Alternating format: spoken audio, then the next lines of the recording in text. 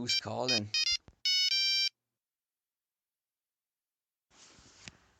Hello? I'm history. History? Yeah, history. What are you calling me for? There are revisionist historians, and I need your help. What? What are they doing to you? They're trying to change me. Put your mouth closer to the phone. I can't bloody hear you. They're trying to change me. Bastards! Alright, I'm on it.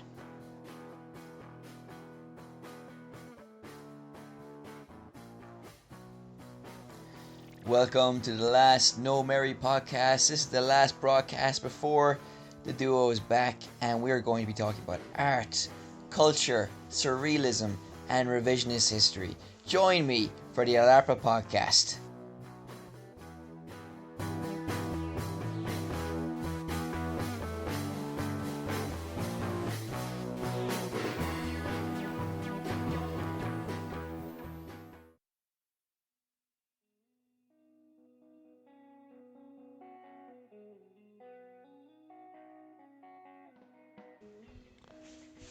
Yes, this is the Ep4 podcast. Thank you for joining us once again, and thank you very much for being with me through the Vagabond Greens, the gun-toting B asterisks of the canine kind, and other editions of the podcast where we've spoken about artistic and cultural things. How are you this week? Have you learned lots of wonderful things? I know I have. What have you learned? If you're shouting at the podcast thing, I can't hear you. But I'm assuming it's positive and that you're glowing with all the facts that you have brimming in your mind this week. So I challenged my students at the start of the year, so that's the calendar year, so January, to work on a goal every month in English, and that could be talking to somebody in English, some kind of pen pal, and that's very easy to do in this digital age, or to, for example, read a book in English or watch a movie or a TV show in English. And one particular student chose to watch a film or a movie or a TV show in English once a month. And for this month, for January just gone by, she watched a science program in English, which was about the history of the entire world from the Big Bang until now, if it was condensed into a year.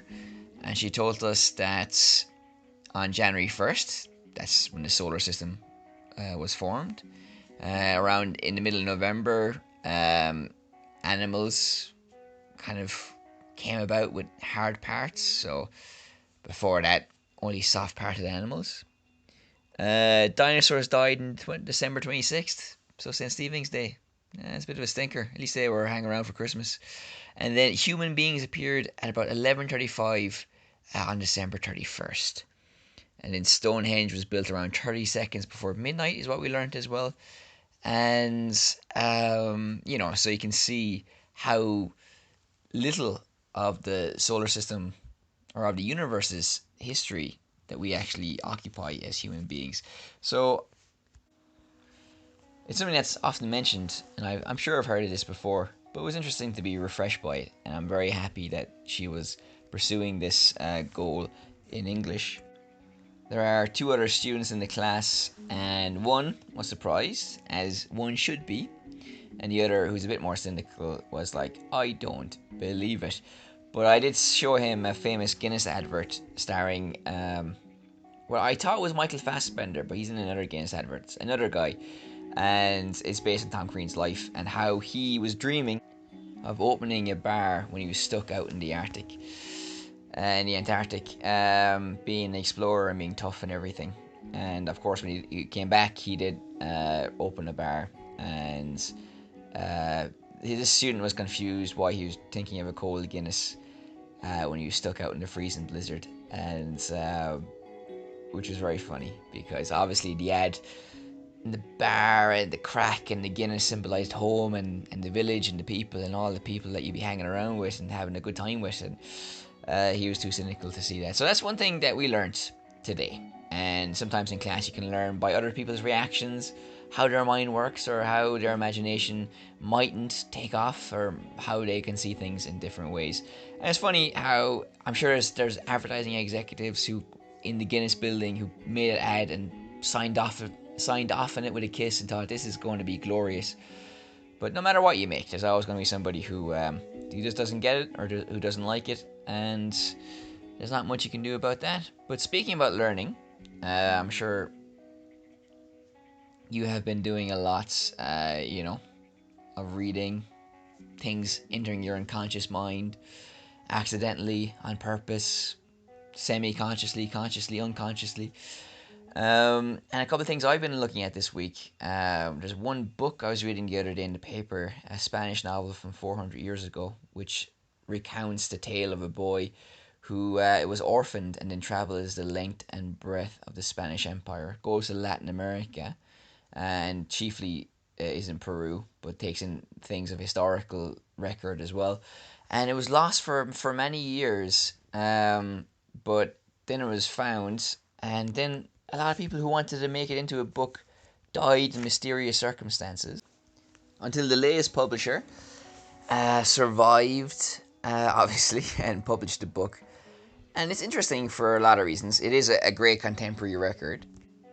And sometimes there's pockets of history where you don't have eyewitness accounts of things happening at the time. And as mentioned in previous podcasts, which is a phrase you hear in almost every podcast, when talking about St. Patrick, his accounts were fascinating as well because they were speaking about an Ireland where you didn't have many contemporary sources. And those who followed the Blind Boy podcast, when he was talking about Gerald of Wales and his topography of Ireland, again, this was a unique kind of source about Ireland at a time when you didn't have many contemporary sources. So this novel says a lot about attitudes at the time. And it's valid because it was based on historical documents like letters from generals involving battles and things like that, but also attitudes towards the natives. Because the protagonist in the novel was worried that the Peruvians were being worked too hard by their Spanish overlords.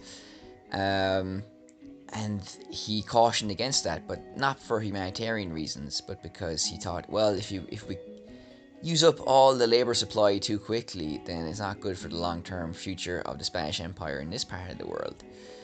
And that's kind of what we're going to be talking about today a little bit. History, colonialism, and a dash of revisionism as well.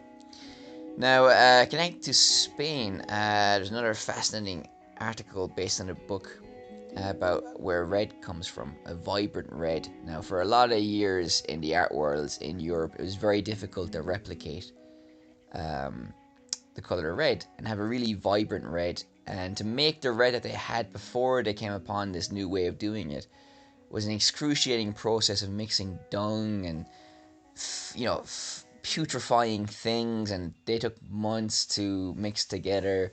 And then when you apply it to the paint, to the canvas, they faded very quickly, and it wasn't really good. And when you're aiming for a red, what happened was you'd have an orange or a yellow, maybe a very dark yellow, and it was very hard to replicate the red that you're looking for. And then they found a way when conquistadors went to Mexico and even places in Latin America. There's a beetle where the locals were able to breed them and extract the right type of red. And so when the Spanish visited the courts of the Peruvian kings and nobles, there was red everywhere. It was a real status symbol. It was a real, look at me, I have wealth. And in letters back to the Spanish court, they described all the size of the cities and the bazaars and the markets and how there's red everywhere. And the Spanish, eyeing an opportunity because the Spanish court at the time was in a state of financial danger. They needed money and they needed it fast. Before Ponzi schemes and pyramid schemes, they decided to become middlemen and export this dye and method of producing red to other parts of the world, where it really took off, and lots of famous painters started using it. And once something becomes popular, it starts cropping up in lots of paintings. And Gauguin used it, Vincent van Gogh used this kind of vibrant red. And obviously the Peruvians got not the Peruvians, but the Latinos who were making it and the Mexicans who were making it got little for it, but the middlemen were able to reap a huge profit on it. And so yeah, that's the color red and pigments. And how finding a way of producing one kind of pigment can change arts and society in a fundamental way. It can make the coffers and the tills of an empire swell, and it can provoke a frenzy in arts that can resonate for years and centuries, where people start using this color in a major way. The same thing happened with blue a little bit earlier.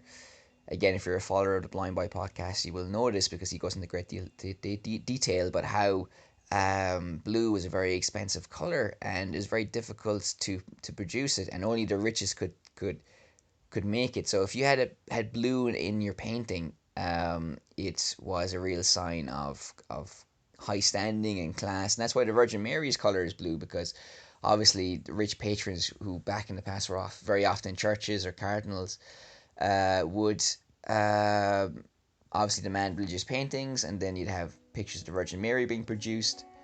And what better way to cloak the Virgin than in blue, which was a very expensive, exclusive, and very glittering color.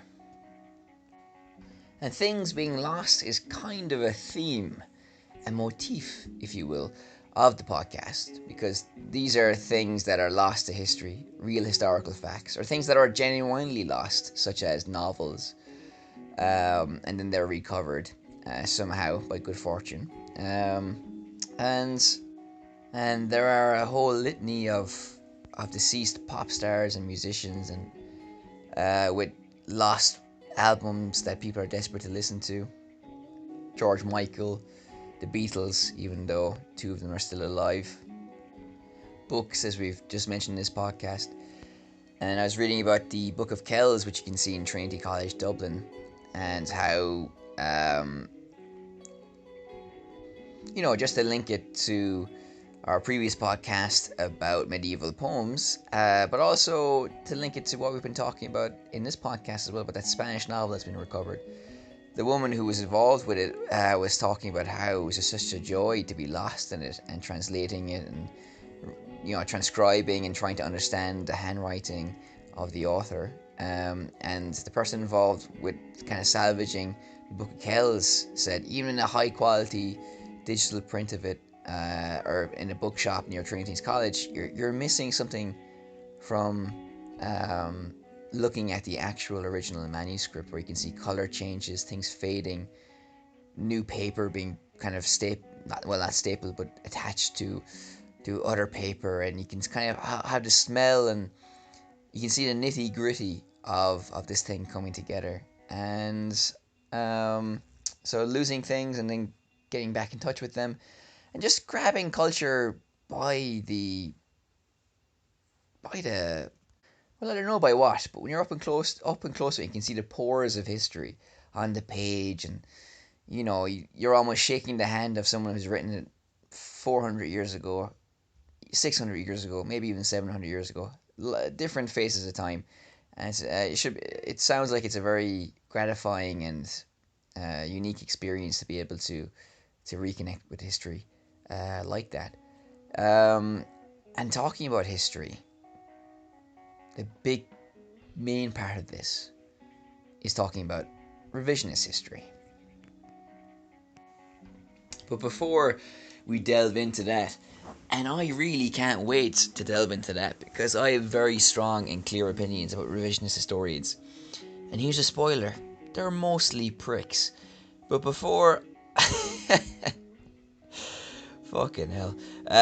Before before I get into that anyway, I want to talk a little bit about the novel. So this was supposed to be a story time. Like I promised that every edition, apart from the first podcast that I did without her, would be kind of some edition of story time. And obviously I haven't held true to that with this one, with this current podcast that you are listening to. But it's fine. People break promises all the time. Doesn't matter, does it? We're still friends. But I do want to talk a little bit about the novel in the sense of it's really taking shape, and I really think that I kind of know where I'm going with it. And I've been really having a lot of fun with the surreal chapters because they're really easy to write. I don't have to fit them into the narrative in a broader sense, but obviously they're connected. And you just have license to roam and do whatever you want, basically. Because as I mentioned in another podcast about how there's this painting of Christ by Manet that makes him look very human, and there's also a painting of Mary Magdalene done by Caravaggio, which also makes her very human as well, as she's grieving over the dead body of Christ. Or she, I don't remember very well, but she's definitely grieving over Jesus being dead, and again she looks very human, and that's what art is at its best. I think it's just making something relatable, but also putting something in a context where you wouldn't normally find it. And that's how you can link Caravaggio to Leslie Nielsen, to the Hotshot movies, to Police Academy. Not Police Academy, but to Naked Gun. That's the series I'm trying to think of. Because basically they're acting like they're in a serious movie, but in reality they're in a farcical movie. And that's what those paintings do as well, where they take the sacrosanct, but they put it in the real world. And I really, and that really provokes and evokes like really strong emotions, and really can provoke a great understanding of the art because you are connecting with it, because it's something familiar. And that's what I've been trying to do. I wrote a chapter about St. Patrick, and I'm happy enough with it. I think it hits the kind of satirical or the comedic and surreal notes that I was hoping to hit. Now, obviously, I could read it again in 6 months and think, yeah, I definitely need to change something around here, or add more, or cut more, or do this and that with it. Or maybe I'll think, actually, no, this is good. This goes in, and then it's up to the publisher to decide whether it's worth publishing or not. But I've been trying to take his life and basically playing around with it. And what makes it surreal is two things about surreal things that make it a lot of fun to write. That makes it very joyous to be involved with. And that's one of the things, is that you've license to roam. Once you kind of just let yourself go, it's very enjoyable. And it reminds me of Clint Eastwood talk about Jim Carrey on the set of one of the Dirty Harry movies. I think it was the fourth one, where he's like, wind him up and just watch him go. And it sounds easier than it actually is, because I think we have our inhibitions, and we do hold ourselves back from kind of writing mad things because they're just too silly. But I think it's very important to do that. And like Carl Jung said, once you have the child in you, and then once you get to a certain age, you have to kind of reconnect with that child, and you just have to trust your imagination, but also making things familiar. So there's certain things in the story where he's talking to another saint, and it's very familiar. And the good thing about this is that you can immediately recognize the beat and the conversation, even though the setting and the characters aren't perhaps more immediately familiar. So when you take something like that, because I've been thinking about improv as well, and doing a class about improv, and some good improv performers that I enjoy, they say people get worried about making jokes about things on the spot, but simply you just have to use what's around you. So, if you're dancing with things that are almost surreal, you just root it in the familiar, and once you do that, once that is your staging ground, you'll be able to leap from that point into wonderful pockets of imagination, into wonderful worlds, and construct your story piece by piece. And that way you'll be wearing many hats and juggling many balls, because in my particular story, in my particular chapter with St. Patrick, I think there are elements there in it that are familiar, so you can just recognize what's going on. But there are also things in there that are connected to that, but also do betray real things about his life. So you are learning a little bit about him as well. And then it ends with the snakes being the object of his anger. He's kind of like petty anger, and which again is, I thought, is kind of cool to play around with as well, because in Irish mythology, or in the origins of St. Patrick, the snakes obviously are a representation of something evil, or something sinful, perhaps pagan, because snakes never actually existed in Ireland. So already they're representative of something. And by having them representative of something in the story, perhaps that's the truest part of that chapter, if that doesn't sound too pretentious, where it's surreal. He's just been a grumpy old man, like a grandfather, giving out about this and that, shouting at the clouds, shaking his fist at the sky, kind of thing. And then the snakes become a symbol of what annoys him, but because that's familiar and in many ways the trope, but then because you're kind of it's a stereotype, it kind of rejuvenates it. And then because you're already making the snakes into something that they are in mythology anyway, then it's kind of more layered, and I think it just makes things more accessible. I think if that makes sense, and also it's enjoyable to write, particularly this story, because I'm going to be writing about the Spanish Civil War and gods and kind of prehistoric things, Celtic things, I should say. But this in particular, because St. Patrick died, and nobody knows when he actually died, but it was 400. I think it was a couple of hundred years ago. A couple of hundred years after he died, that his myth or his legend began to grow, because um, there were churches in other parts of the country that had maybe cults of Saint Bridget and cults of Saints Column and other saints, basically. And churches in Antrim realized they had an untapped resource in St. Patrick, and said, well, we can compete with prestige with these other churches by resurrecting the story of St. Patrick. And that's how he became more. That's how he entered our shared national consciousness, and that's how he became the patron saint of Ireland. So by writing this story, obviously it's not going to have any profound effect on his legend, but that's what it was. I mean, obviously he's a real historical character, but he was resurrected for a function, and that's kind of what's happening in this story as well. So there are links there. Now, that being said, much better writers and more important people have written about him. So whatever links are there are intellectually curious, and are nice to think about, but that doesn't mean whatever I'm trying to write is going to go into the annals of Irish history, unfortunately. And those cults of particular saints, I presume, are quite common around Europe. Like in Spain, obviously you have the cult of the Virgin. So nearly everywhere you go has a virgin, which means girls will be named after her.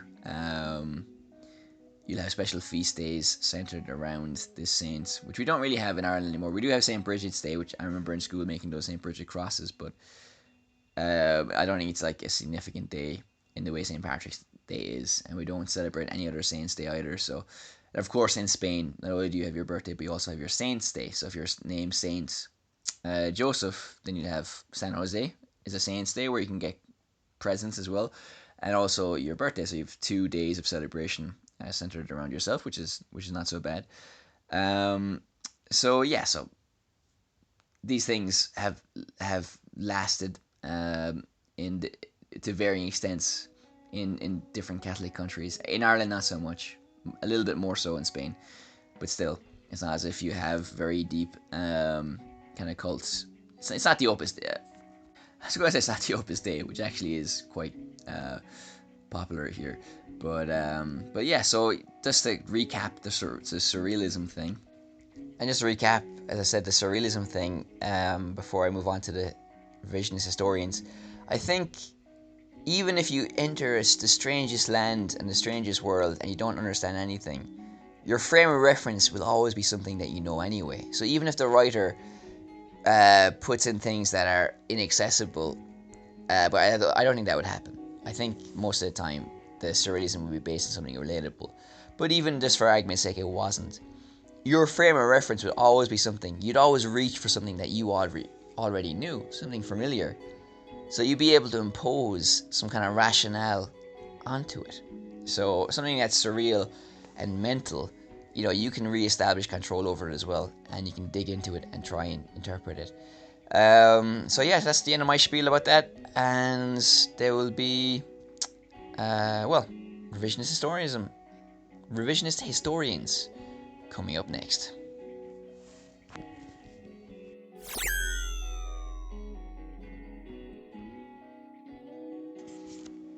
Did you like that sound? Did you? That was what was called a spaceship sound, but I thought we could use it to demarcate the moments the conversation turns to what it's been leading up to for the last few minutes.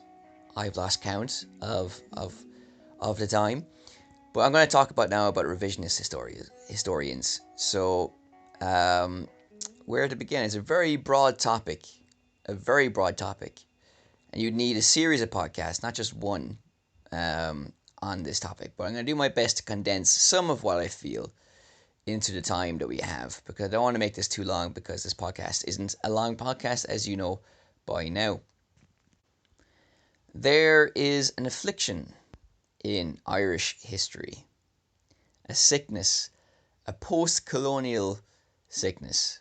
And I say post-colonial, but the people who are filled with it are still colonized in the mind. They still have a slave mentality. These are strong words, but I'm just going to say the unfettered truth as I see it, and let that be that. And the reason I got the idea for this commentary is because a guy I went to university with writes, or has started to write, reviews of historical books for an Irish historical journal. Fair enough, fair dues, and all that. But he's reviewed a book in the past week which challenges the great myths of mope. Now, what is mope? You might be asking. It basically means most oppressed people ever.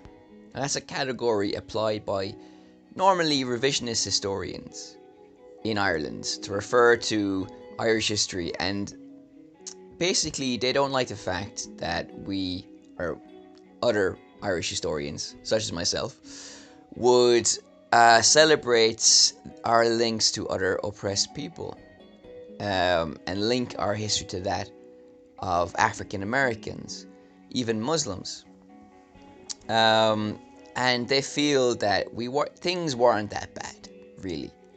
And that is historically wrong. Now, when I was in university with this guy, so around 2010, I was there from 2007 to 2011. So in that span, that was very much in vogue, this revisionist historianism, along with America bashing, because you had the Iraq War going on and Afghanistan at the time. So it was very popular to kind of weigh in on that as well, and quote Noam Chomsky and Michael Moore and all these things. Now, I'm not making any comments about that. This podcast isn't about that issue, but I'm just trying to set the scene and let you know what was kind of happening and burning in the minds of political students and history students around that time. Now, revisionism in Irish history, I'm sure it happens in all histories, and in Irish history it has this pattern where you have the Orthodox history, or the nationalist history, and then you have the revisionist history, which tries to challenge that. And then you have a third wave, which is a mixture of the first two, but most of the time it is weighing more, or leaning more heavily towards the Orthodox history. So the Orthodox history was originally historically valid, and the revisionist historians had some things that were valid, but a lot wasn't. So you had a mixture finally of orthodoxy and revisionism, but with more orthodoxy than revisionism because it was more historically valid. You see this in treatments of the Irish War of Independence, in things like the famine, and other areas of Irish interest, the key points, the flashpoints of Irish history. Now, there were several writers who were prominent when I was studying my bachelor's and later my MPhil, and one was Peter Hart. Now, the problem with a lot of revisionist historians is that they've basically more or less admitted that they were twisting things to make a name for themselves, and they were writing deliberately controversial histories in order to buck the trend and to create a niche for themselves in the Irish history landscape. It makes sense if you look at it in a certain way. The problem is, of course, that when you do that, things become historically invalid. And even a lot of sources in Peter Hart's book, for example, the late Peter Hart, they were dead when he was writing the book. So the sources were fabricated. And I don't want to make an association between them and the alt-right because they're different beasts. But what I will say is that the alt-right are very comfortable in manipulating facts to make a story, and that story isn't correct. It isn't an honest reflection of what has happened or what is happening. And that's what you have with revision historians. But instead of trying to leverage some kind of political power that is dangerous and volatile and ugly, it was just to advance their career and, in less toxic, less dangerous. Well, I say less toxic, but I think it is still a pretty toxic development. Now, but Peter Hart, before he died, was making way. It seemed like he was coming back towards a more orthodox view of history, and that wave has seemingly passed. I think because the new generation of historians that are coming up aren't like that, and thank God that they aren't. To be perfectly frank, I know this because my brother is a historian, so I know what's happening a little bit in the Irish scene, and he told me a story over in the summer of some article criticizing Ireland's neutrality during World War II. Now, Ireland was neutral in a lot of ways, but in a lot of ways we weren't. And he basically wrote how the Scandinavians gave petrol and supplies to the Nazis, while what we gave to the Allies were German prisoners that landed, German pilots that landed in Ireland, weather information, help in other ways, and the weather information for D-Day for the D-Day landings came from a weather station close to my house. So, and now I'm only scratching the surface of how Ireland was involved on the Allied side in World War II. And but obviously the guy I went to university with is of that generation, and the other historians I've seen comment on his article in praise of it, of his review, are also of that generation as well. So you still have the vestiges of that generation still weighing in, which is their right and is fair enough, I guess. But there is seemingly a sea change with the new generation of historians coming back more to the orthodoxy, which, as I've previously said, is a good thing. And now my biggest bugbear with revisionist historians is that they think they're legends. I think they're mad boys altogether. A sound bunch of lads, just to use the title of the podcast, at least once in the podcast. Because in his particular review, he talks about how the book was supposed to be published in 2016 for the centenary of the 1916 Easter Rising. And how it missed that celebration, and how it would have been a great thing if it had been published then, because it would have challenged the nationalist chest beating of the event. Now, and it goes on to talk about sacred cows and all this kind of bollocks, to be honest with you, because, revisionism has a lot of cachet. It's cool, it's easy to do, to go against the grain, and it's in many ways it's a new orthodoxy because it doesn't take much to contribute to it, while holding on to nationalist ideas can be tricky because nationalism has a bad rap. But Irish nationalism, like much of Ireland, is very different from nationalism as people traditionally understand it. Like, Irish nationalism has never really been an exclusive property. It was never defined by who we're not. Now, there's a famous quote of one of our diplomats who was asked, "Are you English?" He said, "No, au contraire, the opposite." Now, in some senses that is true, or it was true. But it's a natural process to define your nationality against an occupying, colonizing force. There's simply no other way to do that. You have to go through that process, and then when there's enough time, that can stop, and Irishness can become something else. But Irishness, even in that phase, meant many things. Like being Norwegian means something, like being Danish or German or African or Ethiopian or Japanese. Nationality can mean many things to many people at different parts and different times of their life. But there's this feeling amongst revisionist historians that they're demolishing something, when in reality they're not. Because there's nothing to demolish. And going back to 1916 and that centenary celebration, I mean, this was our Irish government at the time. They had a commemoration as well for British soldiers who fell in the conflict. And there's a real feeling that everybody's, because we're all worried about upsetting the Brits. We're all worried about having the temerity and the boldness to seek our own independence, and we're worried that the Brits are annoyed at us, for example, because for centuries, now, and I don't like it. I'm not comfortable with it. But again, I'm not foaming at the mouth about it either. I'm not filled with invective, vile, bile, or rage about those facts. But there's a great book. There's a wonderful. It's like the antidote to the Mope movement, and it's like I would recommend anybody to read it. It's called Irish on the Inside, written by a former American senator who introduced family learning into the curriculum in California, and he was married to one of the Fondas, whoever the mother is. I'm going to go 50-50 and say Bridget. If it's the other one, Jane, I do apologise to the Fonda aficionados that might be listening to the podcast.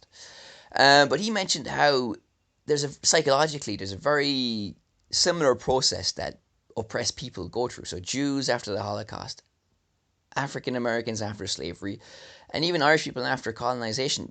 All these different people go through the same psychological process. There's almost a denial of what happened because there's a great shame attached to having been dominated, to having been colonized, and that's understandable because you can. It's like a victim of a great physical abuse. It can be very hard to process that pain and that feeling, and you feel guilty yourself, and that's what we're still seeing today, the vestigial echoes of that, the feeling of guilt, like somehow we don't deserve to have what we want, or we don't deserve to be Irish because for so long we were told that we weren't, or that being Irish is wrong. And it's barely a century since, I mean, it's not even a century, since we got our independence. And, history takes a long time to correct itself, and for those kind of residual things to correct themselves. So maybe with the next generation who, don't seem to be, I mean, I have friends in Belfast, the generation now who are like in their early 20s don't seem to be aware really of the conflict there, the troubles, even though I don't really like the term the troubles, of the pain that was there. So probably with that generation, they're not going to have these hang-ups about being Irish. And there is a hang-up about being Irish because you were told you're a shit for a long time, and now we're worried about upsetting people. There's a famous joke: how many Irish people does it take to change a light bulb? None. We're okay in the dark. And I like that joke because it is bad, and I like bad jokes, but also I think it does reflect something fundamental about the Irish character. Now, I mentioned our links to African Americans and the Jews after the Holocaust in that psychological process. Now, I don't know if Jews still have that. I don't know if our African Americans still have that hang up, if there is that shame attached, if they feel deferential to a certain group because for so long they're told that they were less than zero, But I know for a fact that we still have it. And that's where I think, in part, revisionist historians kind of get their fuel or get their ideas from. And so yeah, I'm sorry, it's not like the happiest podcast I know, but I think it's interesting. And podcasts, I mean, I have to do another podcast about this, but to talk about our links, I can truly say, at least from my perspective, that if an African American gets shot in an American city, um, I can identify with that. Not because I have personally been in a situation like that. I have not been in a situation like that. I've not been in Belfast during the Troubles. I've not been in Ireland under occupation. But I think I do believe in historical memory, and I do believe that what's gone before informs who we are. That doesn't mean that a British person or a French person or somebody who has had a colonial past, so they come from a country that was a colonizer, can feel empathy for those people. Of course they can. But I'm just saying, because of Irishness, I believe that uh, Irish people can get it. They just get it straight away. I'm not saying other nationalities can't. Of course they can. I'm just saying, for my part, being Irish helps me understand it more. And someone told me a story recently. He was talking to a Muslim, and he works with, and he was on the phone to his wife, and she said the word bomb. I can't remember what it was. Like maybe some expression like, "Oh, the car backfired. It sounded like a bomb or something." I don't know. But he got angry with her. He said, "They're watching us. You can say words like that on the telephone." And the person who told me that story, he was an Irishman, started laughing. And he started laughing because not so long ago, that was us. It was Irish people being profiled in airports. It was Irish phones being bugged. Or if you said a certain word, it might trigger somebody checking out your phone records, for example. So I think fundamentally, even though geographically we're close to them, and psychologically in the sense that some of us feel inferior to them, historically and otherwise, we've so much in common with other countries. And this book, Irish on the Inside, really explores that. And I mean, there's so much I could say. I could talk about the San Patricios. I could say about the Irish people who died on the side of Mexico after they switched sides. They're fighting for Texas originally, but then they saw how brutal the Americans were. Switched sides, died very brutally, and you know their part in history was buried because the Americans in charge didn't want people betraying them, as they saw it, becoming part of American folklore and maybe giving other people ideas. Now, what was popular at the time in America was this idea of manifest destiny, that if you're a Protestant and a white Anglo-Saxon, that you were better than everybody else. And of course, if you're Italian, African American, or Irish, weren't quite that. You weren't good enough, basically. And that's one of the reasons why that story was also buried, because it's like, oh, these treacherous Irish, they're not even fully human and they've betrayed us, you know?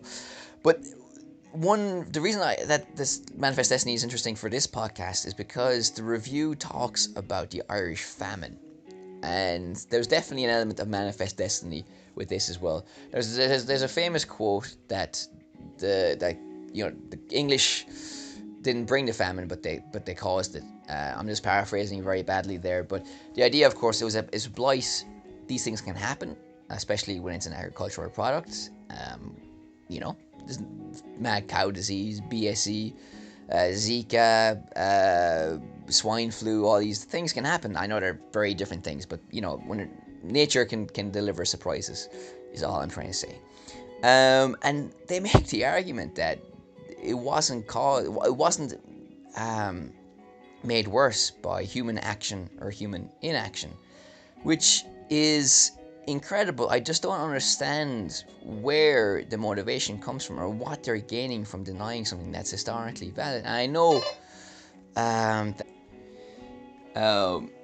it was definitely made worse by the attitude of the British government, because you people like Charles Trevelyan, who for some reason isn't seen as big a villain as Oliver Cromwell, but they had very similar attitudes towards the local population. And for centuries of the occupation, it was always like a policy, either directly or indirectly, that get Irish people out of there and get lovely English people in there. That's why you had things like Northern Ireland eventually, because you had plantations and people coming in. And the feeling at the time was that, well, look, if they die, that's fair enough, because they're lazy Catholics and they don't know how to organize their resources. And but also it was because of a laissez-faire economic model, a belief in laissez-faire economics. Now, I know I'm throwing a lot at you, And I can't go into like super detail on everything because it's a podcast and we can't be here all day. So I'm throwing a lot at the wall. Take whatever you want and research it, and come back to me and tell me I'm a fucking clown if you want, and I'll I'll take it on board. but but and this idea of laissez-faire economics is a great book I read just before Christmas as well, which basically looked at this idea of belief, not just religious belief, but of like an unswerving belief in an outside force, and it charts it from pre-Christianity, from ancient Egypt to Christianity itself, and then afterwards. And the idea of paradise, and this idea of being a millennial, and not in the sense of today, but being of the idea that you can bring paradise, that you have to wait for it to a certain extent, but also by what you do here, you can bring it here. You can hurry up the process, and that's led to the excesses of the Russian Revolution, the suppression of anti-communist forces in Russia, for example. It's linked to things like neoliberalism, Reaganism, Thatcherism, and it can be applied to lots of different things. And the idea is that if you believe in a perfect system, then everything or anything is justifiable. The end justified means if it gets you what you want. So if you have a like almost religious belief in an economic model, which a lot of people have had and still have, then anything that happens around that is okay. We've seen that with the end of history, with the idea that since the collapse of the Cold War, or of the Soviet Empire, or Soviet Union, I should say, been watching too much Rocky, I think. The American system of government was the best. So there's an unswerving belief in that. You also had an unswerving belief in economic models of Thatcherism, which in some respects was necessary because of the failing economic policies of the Labour governments before her. But also, there's a belief, rightly or wrongly, no matter what you're doing, that if you have trade unions being crushed, or if you have people dying in the fields because they can't feed themselves, then that it's a necessary part of delivering the final project, because people have a almost spiritual belief in the process, and that's what happened with the famine as well. That's why there is so much inaction, and that's why there is so much debt, and things were compounded by a mixture of racist attitudes and a mixture of laissez-faire economic thinking. And then you have an Irish historian coming around saying that it wasn't the fault of human inaction, and that's just pure revisionism. And so we've seen, and this is a part of the history of revisionism, that as I mentioned at the start of this kind of spiel, this rant, that the ilk of Peter Hart basically said that they were trying to make a name for themselves, and a lot of their sources were fraudulent and not historically good. And then you have a situation where you have someone taking a look at the famine and denying the fact that we can blame the British for it, and saying, well, you're not the most oppressed people ever. That's just bullshit. And the idea, like, it's obviously dangerous if you blame one group for everything or you hold on to it. If you're in 2018 blaming one nation for something that happened 200 years ago, that's completely wrong. And also, what people always fail to remember is that British people were victims of the British upper crust, of the elite class, of their government, that they lost out in the empire as well. And it's always been the case. You have different levels of people in every society. In a country where you're the colonizer, you can be upper crust, you can be middle class, and you can be working class. And then the working class people can feel maybe superior to the working class people of the country that has been colonized by their country. And that is human nature. In the podcast, that's a very popular podcast that we've done, with the interview with the Australian poet, he talks about being a third generation Pakistani and how he looked down on first generation Pakistanis because people categorize themselves like that. Now, I want to say before I finish this segment that Britain is a great country. I've known some wonderful British people, and I just want to reiterate, being Irish and being an Irish nationalist isn't the same as hating another country, because it's not. What my bugbear is, and this is very important, is that I think there's a lot of good history out there. The historical facts speak for themselves. And if you have someone coming along revising them, it's not for historical reasons, it's for ulterior motives. And I know that sounds very paranoia esque, but it's true. And that's not to say Irish people have been fantastic all the time. There's been horrible things done by Irish people to other Irish people, horrible things done by Irish people to African Americans, but also good things done by Irish people to African Americans, and also good things done by British people. Of course, there is. So, to reiterate, I'm not a racist, but I'm also, more importantly, not a revisionist historian. And I think Ireland has been very aware of being oppressed and has used that nationalist feeling in a very positive way by and large, and it's informed our international policy.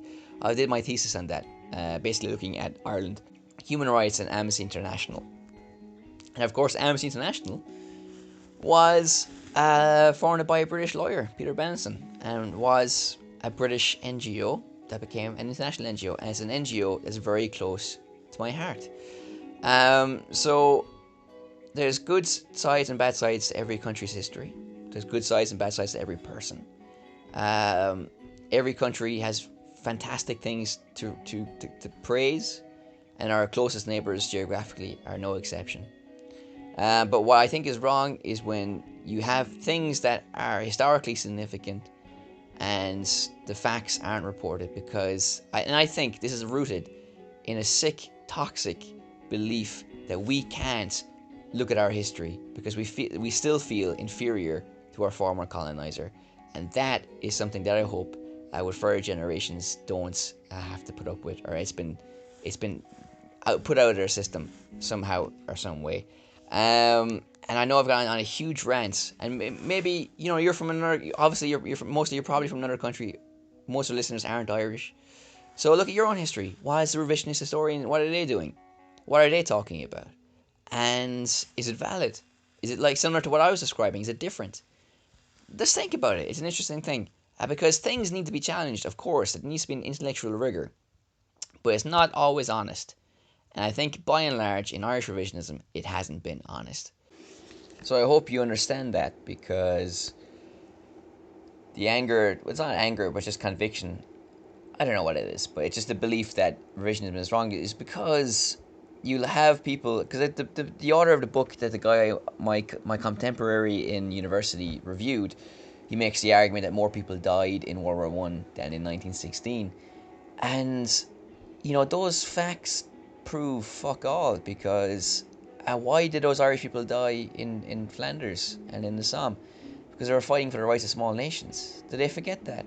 Also, there's other factors at play. People believed that by fighting for Britain they could come back and achieve their nationalist aims after the war, which is what suckered African Americans into the Spanish Civil War, feeling if they fought for the rights of people in another country, it would make them stronger back home. And now that wasn't the case, and it wasn't the case for us either. And then if you say that to them, they'll turn around and go, well, when 1916 happened, you had Irish wives, whose men were in the British Army, like cursing and swearing at the rebels. Is that not support for the British Empire, which is a very fatuous association or link? Because if you make a group of people so poor, that they need to survive on the handouts of people, of a government, and if those handouts are threatened, obviously they're going to feel like aggrieved. But that's not a reflection of how they feel about the government giving them the money. It's the fact that it's a simple question of survival. And I could go on and on and on. I won't, but that's it. Okay, end of story. End of the rant.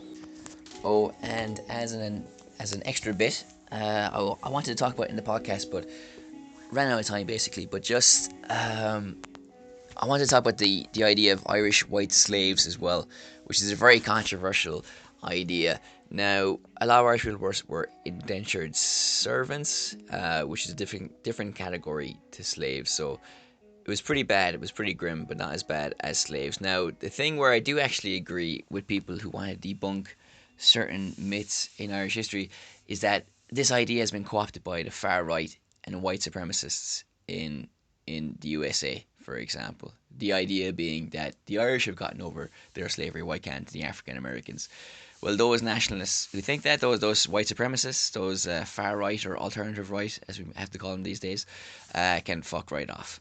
Because if I believe revisionist historians are kind of taking Irish history and abusing it in a certain way, people who try to take Irish history to perpetuate their own racist beliefs is also wrong as well. So I wanted to mention that because if you are researching this topic by yourself, you probably will have come across this and you're like, why didn't he mention this? Well, now I have. So as my spiel, so thank you very much for listening to it. It's been half an hour of this particular part. So that's going to make the podcast probably around an hour, which is the longest yet. But I hope you enjoy yourself. I'm sorry for getting serious, but don't be afraid of that either. Be serious, be happy, change emotional states. That's what life is all about.